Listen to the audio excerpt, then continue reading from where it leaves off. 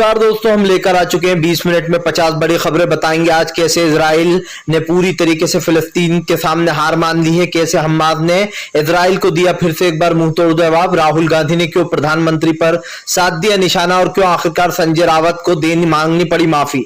तमाम खबरों के बारे में बात करेंगे, लेकिन उससे पहले अगर आपने अब तक हमारे चैनल को सब्सक्राइब नहीं किया है जल्दी से कर लीजिए। पास में एक घंटी आएगी, उसको ऑल नोटिफिकेशन पे दबाइए ताकि हर वीडियो की अपडेट मिल सके। आपको बताते चले फिलिस्तीन के आगे झुक गया पूरी तरीके से इजराइल ने मानी हमास फिलिस्तीन के आगे हार। आपको बताते चले दरअसल हमास और फिलिस्तीन के आगे अब पूरी तरीके से हार मान गया इजराइल को उसके बंधकों को छोड़ना पड़ रहा है, 150 बंधकों को। यही नहीं, विशेषज्ञों का कहना है कि दरअसल इजराइल की यह हार उसके लिए एक बड़ा सबक है, क्योंकि जाहिर सी बात है इजराइल ने जो अब तक किया था उसको लेकर कई सवाल खड़े हो रहे थे, जहां पर यह साफ हो गया कि इजराइल की इस हार के ऊपर तमाम लोगों ने अपनी प्रतिक्रियाएं दी हैं और इसमें इजराइल का एक बड़ा नुकसान होता हुआ नजर आ गया है। प्रधानमंत्री नरेंद्र मोदी के ऊपर गरजे राहुल गांधी बोले प्रधानमंत्री सिर्फ पूंजीपतियों का फायदा कराते हैं, ये सरकार गरीबों की नहीं बल्कि पूंजीपतियों की है। उन्होंने कहा अडानी और अंबानी के लिए काम करने वाली सरकार अगर लोगों से ये कह दे कि हम आपके लिए काम कर रहे हैं तो वो सच नहीं हो जाएगा। राहुल गांधी ने कहा कि बीजेपी खुद भी जानती है वो सिर्फ अडानी और अंबानी के लिए काम करती है और दूजा किसी के लिए नहीं। राहुल गांधी के इस बयान के बाद बीजेपी में भगदड़ मच गई है। सीएम अशोक गहलोत ने वोट डालने के बाद बीजेपी के ऊपर साधा निशाना। गहलोत बोले यहां पर रिवाज बदलने वाला है, फिर से एक बार आएगी हमारी सरकार। आपको बता दें राजस्थान में छप्पर फाड़ वोटिंग हुई। वोटिंग के दौरान साफ पता चल गया कि फिर से एक बार कांग्रेस की सरकार आती हुई दिखाई दे रही है। जिस तरीके से लोगों ने जोश में वोट डाले हैं, वोट डालने के बाद ये साफ हो जाता है कि फिलहाल राजस्थान में कांग्रेस की ही सरकार आ रही है और कांग्रेस का दबदबा भी कहीं ना कहीं दिखाई दे रहा है, क्योंकि अगर एक तरीके देखा जाए तो ये दूसरी बार है जब कांग्रेस अपनी सरकार बनाने जा रही है। हमास ने फिर से छोड़े इजराइल के 24 लोगों में आपको बता दें महिलाएं और बच्चे थे। दरअसल हमास अपना पूरा वादा निभा रहा है। हमास ने जो यहाँ पर इजराइल के बच्चे और महिलाओं को छोड़ा है, इसमें 24 लोगों की संख्या है। इससे पहले बीते दिन उसने विदेशी लोगों को छोड़ा था, जिसमें भी महिला और बच्चों की संख्या ज्यादा थी। आपको बताते चले हमास अपने वादे पर खरा उतर रहा है। उसने जितने लोगों का वादा किया था वो रोजाना उतने लोग छोड़ रहा है। अब हमास ने जो है यहाँ पर 24 लोग छोड़े, 24 में ज्यादातर महिलाएं और बच्चे दिखाई दे रहे हैं। प्रधानमंत्री नरेंद्र मोदी के ऊपर जमकर गरजे संजय रावत बोले मैंने कुछ भी गलत नहीं बोला है, मैंने जो भी कहा था वो हमास के समर्थन में कहा था, फिलिस्तीन के समर्थन में कहा था, क्योंकि गाजा पट्टी में हमला हुआ था। दरअसल आपको बताते चले इजराइल के दूतावास ने संजय रावत की शिकायत कर दी कि संजय रावत ने यहूदियों का एक तरीके से अपमान किया है। आपको बता दें संजय रावत ने एक ट्वीट किया था जिसमें उन्होंने लिखा था कि आज पता आया हिटलर को लोग इस नाम से क्यों जानते थे, जिसके बाद बवाल खड़ा हो गया। जिसके बाद हालांकि संजय रावत ने वो ट्वीट को डिलीट कर दिया था, लेकिन अब उस पर सवाल खड़े हो गए हैं। एक बार फिर से आपको बताते चले अशोक गहलोत के बेटे वैभव गहलोत ने खोली बीजेपी की पोल। वो बोले मेरे ऊपर ईडी और सीबीआई की छापेमारी करवाई गई जानबूझ के, ताकि राजस्थान में कांग्रेस की सरकार को नुकसान हो। अशोक गहलोत के बेटे ने पहली बार मीडिया के सामने सच बताया। उन्होंने कहा कि ईडी, सीबीआई और इनकम टैक्स ये 3 हथकंडों से बीजेपी हमें डराने की कोशिश करती है। उन्होंने कहा कि हम डरने वाले नहीं है, बीजेपी चाहे कितनी भी कोशिश कर ले लेकिन सच्चाई लोगों के सामने आकर रहेगी। ममता बनर्जी ने बीजेपी के ऊपर साधा निशाना। ममता बनर्जी बोली भारतीय जनता पार्टी सिर्फ झूठ फैलाती है, उसने हमारे 4 नेताओं को ईडी के शिकंजे में कस रखा है। ममता बनर्जी ने बीजेपी को निशाने पर लेते हुए कहा कि अगर बीजेपी हमारे नेताओं को जेल में डालेगी तो हम भी चुप नहीं बैठेंगे। ममता बनर्जी ने कहा कि बीजेपी जानबूझकर हमारे तमाम नेताओं को टारगेट कर रही है ताकि वो हमारे एमएलएस की संख्या कम कर सके। ममता बनर्जी ने साफ कहा कि अब वो भी इस मामले पर चर्चा करेंगी और आगे चल के बीजेपी के कई नेताओं को जेल में वो डाल सकती हैं। हमास की जीत से बौखलाया इजराइल में ही मच गया घमासान। आपको बताते चले तमाम अखबारों ने हमास की जीत लिख दी। दरअसल ये एक जीत के तौर पर देखा जा रहा है, क्योंकि जो लोग इजराइल को मजबूत कहते थे ये कहते थे कि इजराइल एक बहुत मजबूत देश है, उसको कोई भी हरा नहीं सकता है। अब इजराइल की पूरी तरीके से बोलती बंद हो चुकी है, क्योंकि इजराइल के ऊपर हमास भारी पड़ गया है और अब तमाम विदेशी अखबारों ने हमास की कर दी है तारीफ। असदुद्दीन ओवैसी ने बीजेपी कांग्रेस पर साधा निशाना। ओवैसी बोले यहां पर सिर्फ वोट मांगने के लिए आते हैं, जब डेवलपमेंट की बात आती है तो कांग्रेस और बीजेपी दोनों भाग जाते हैं। ओवैसी ने कहा कि तेलंगाना में फिर से एक बार केसीआर की सरकार आएगी, चाहे ये लोग कुछ भी कर लें। ओवैसी ने बीजेपी और कांग्रेस को निशाने पर लेते हुए कहा कि ये लोग सिर्फ इलेक्शन के वक्त ही नजर आते हैं, इलेक्शन के बाद ये कोई भी नजर नहीं आता है। ओवैसी ने कहा कि बीजेपी बीजेपी और कांग्रेस आपस में मिले हुए हैं और सुनने में यह भी आया, उन्होंने कहा कि कांग्रेस के लिए दिल्ली से आरएसएस के लोग बुलाए गए हैं ताकि वो कांग्रेस की मदद कर सके। अलका लांबा ने बीजेपी के ऊपर साधा निशाना। अलका लांबा बोली तेलंगाना में बीजेपी केसीआर की मदद करने आ रही है क्योंकि बीजेपी तेलंगाना में कहीं पर भी नहीं है। अलका लांबा का कहना है कि केसीआर को सपोर्ट कर बीजेपी उनकी सरकार बनाना चाहती है और बीजेपी के ऊपर ये आरोप लगते भी रहते हैं कि वो केसीआर की बी टीम है। अलका लांबा यही नहीं रुकी, उन्होंने कहा कि सब जानते हैं तेलंगाना की बीआरएस और बीजेपी में क्या गठजोड़ है। उन्होंने कहा कि दोनों एक दूसरे के लिए काम करते हैं और एक दूसरे को फायदा पहुंचाते हैं। अलका लांबा के इस बयान से केसीआर में भगदड़ मच गई है। हमास और इजराइल की जंग में आया नया मोड़। आपको बताते चले विशेष जो बाहरी देश के लोग हैं उन्होंने कहा इस जंग को हमेशा के लिए रोकने की कोशिश की जा रही है। दरअसल 4 दिन से युद्ध रुका हुआ है, लेकिन 4 दिन के युद्ध रुके में काफी ज्यादा फायदा मिलता हुआ नजर आ रहा है। इस 4 दिन के युद्ध में जो लोग अपने अपने परिवारों से दूर थे वो कहीं ना कहीं अपने परिवार तक पहुंचने की कोशिश कर रहा है। आपको बताते चले इसमें महिला, बच्चे, बुजुर्ग, जवान सभी लोगों की संख्या है, जिससे एक बात ये साबित हो जाती है कि आने वाले समय में गाजा पट्टी में फिर से एक बार जो है डेवलपमेंट हो सकता है। तुर्की के राष्ट्रपति अर्दोगान का इजराइल के ऊपर बड़ा हमला। वो बोले इजराइल ने जो किया है उसको माफ नहीं किया जा सकता।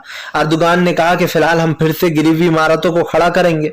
अर्दोगान ने फिर से एक बार बयान दिया, उन्होंने कहा कि जो गाजा में बर्बादी हुई है उसको फिर से ठीक करने की कोशिश की जाएगी। अर्दोगान ने कहा कि फिलहाल हमने देखा किस तरीके से ये सब कुछ किया गया है।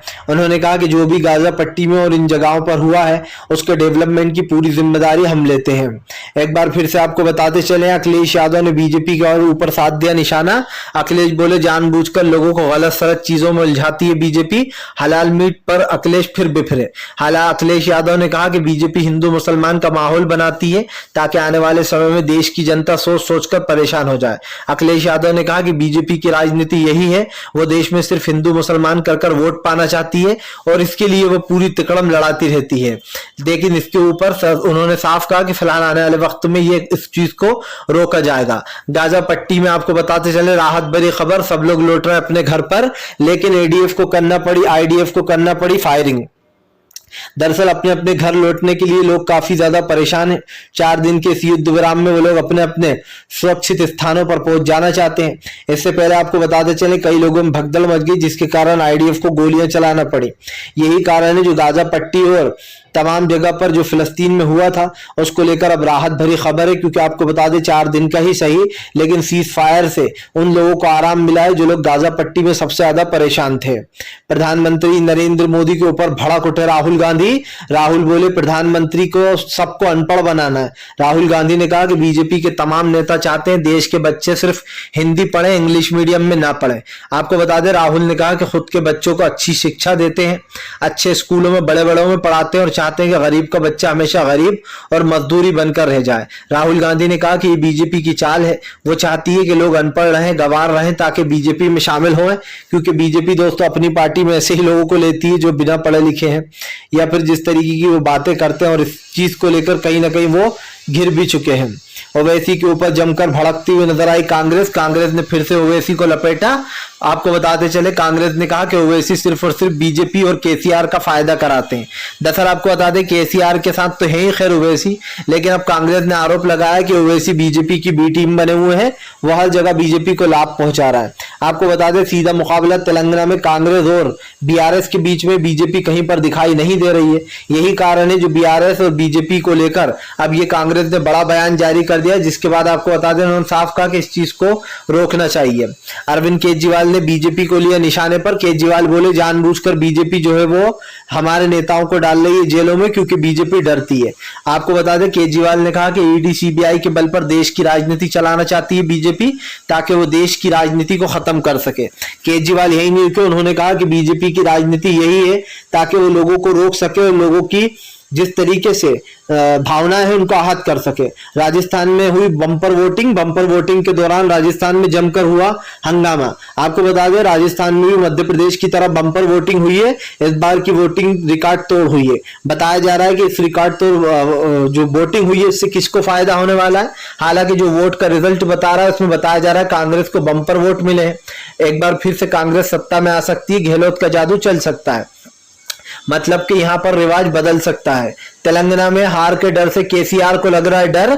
असदुद्दीन ओवैसी ने कर दिया ऐलान, बोले फिलहाल कांग्रेस आरएसएस से मिली हुई है। ओवैसी के अजीब और गरीब बयान से लोग भी हैरान। आपको बता दें, अगर ओवैसी बीजेपी का कहते तो समझ में आ जाता, लेकिन ओवैसी के ऊपर लोग आरोप लगा रहे हैं कि वो बीजेपी के लिए काम करते हैं। दरअसल ओवैसी ने कहा कि दिल्ली से कांग्रेस के लिए लोग आ रहे हैं आरएसएस के, जो आरएसएस को यहाँ पर कांग्रेस को जितवाने की कोशिश करेंगे।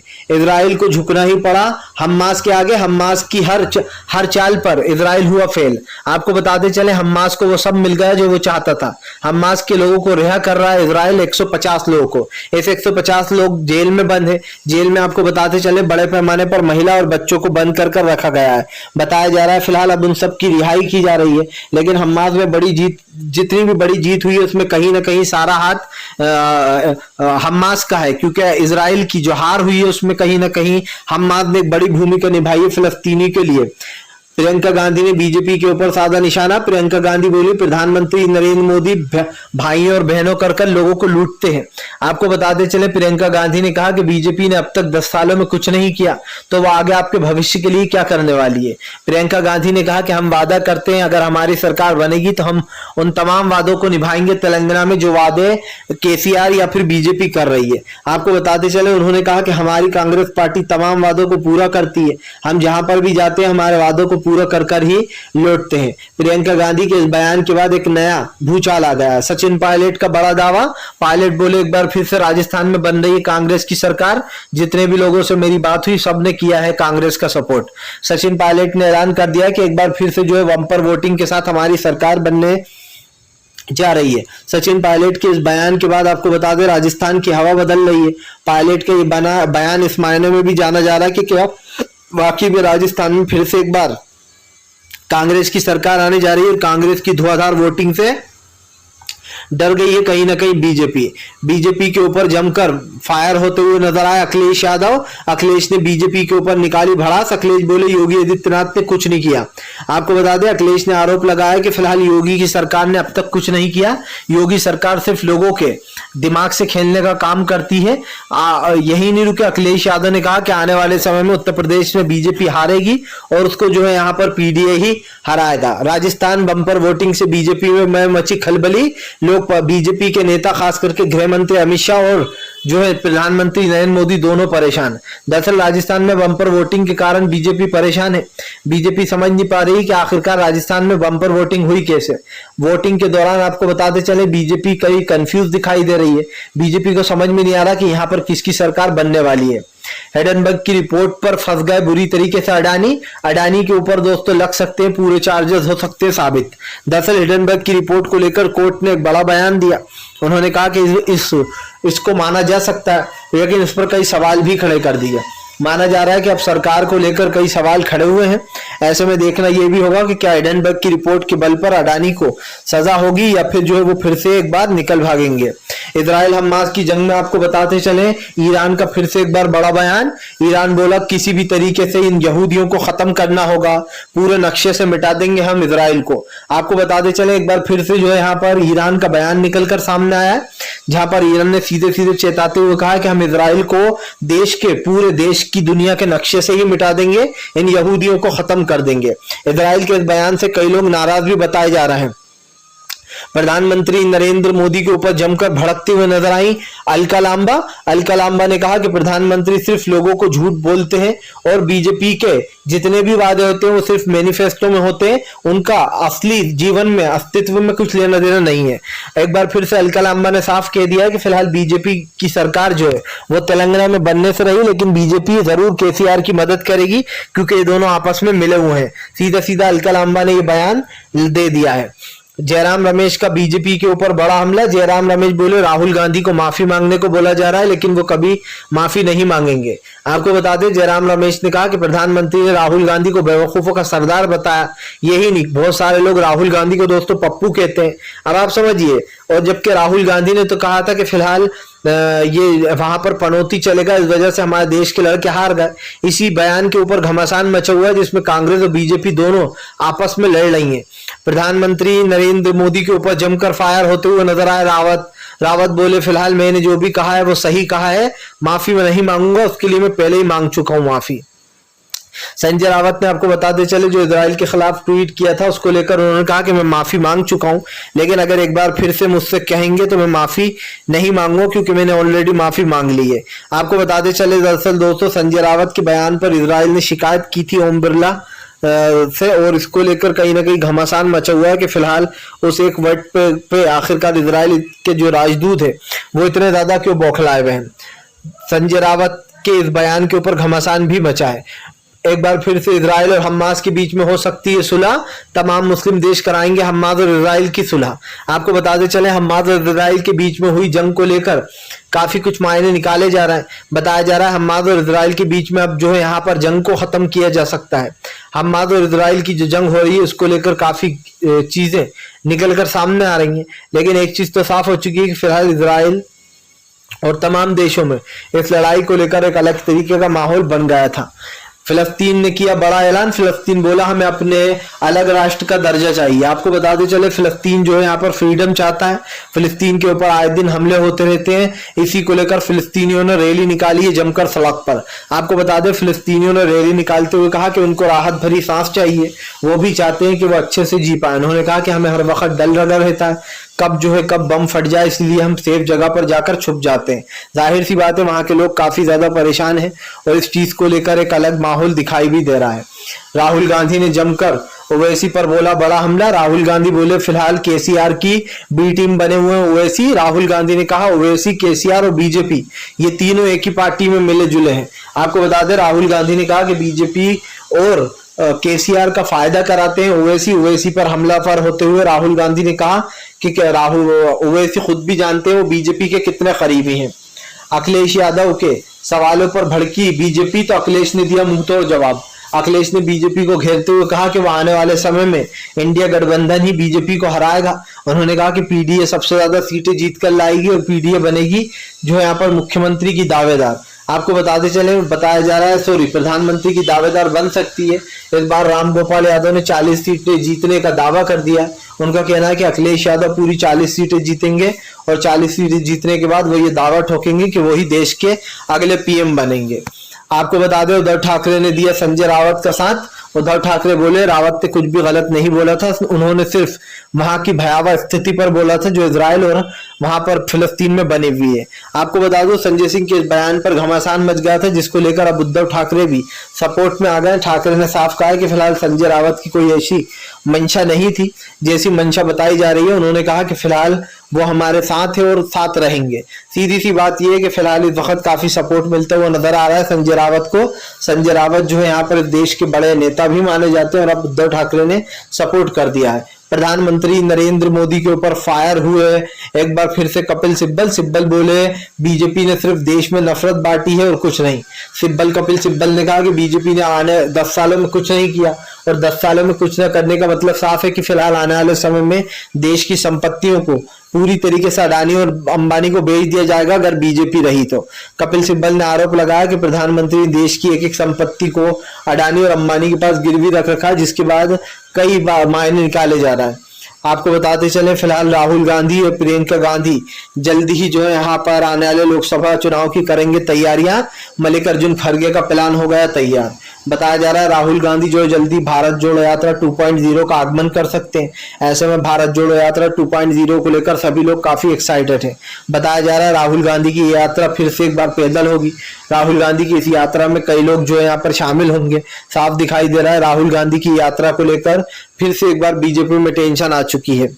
एक बार फिर से आपको बताते चले हमास और इजराइल की जंग में आया नया बड़ा बदलाव। आपको बताते चले हिजबुल्लाह ने भी मान लिया कि फिलहाल हो जानी चाहिए सुलह। हिजबुल्लाह बोला जो भी फैसला होगा हमास का हम उसके साथ हैं।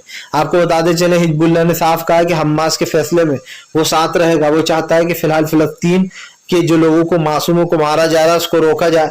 इसी चीज को लेकर उन्होंने बड़ा बयान दिया है। फिलहाल दोस्तों अगर आपको लगता है कि हम बिल्कुल सच्ची और निष्पक्ष न्यूज देते हैं तो हमारे चैनल को ज्यादा से ज्यादा सब्सक्राइब कीजिए। पास में एक घंटी आएगी उसको भी दबाइए और जो है हमारे साथ जुड़े रहिए ताकि हम आपके लिए इस तरीके की सच्ची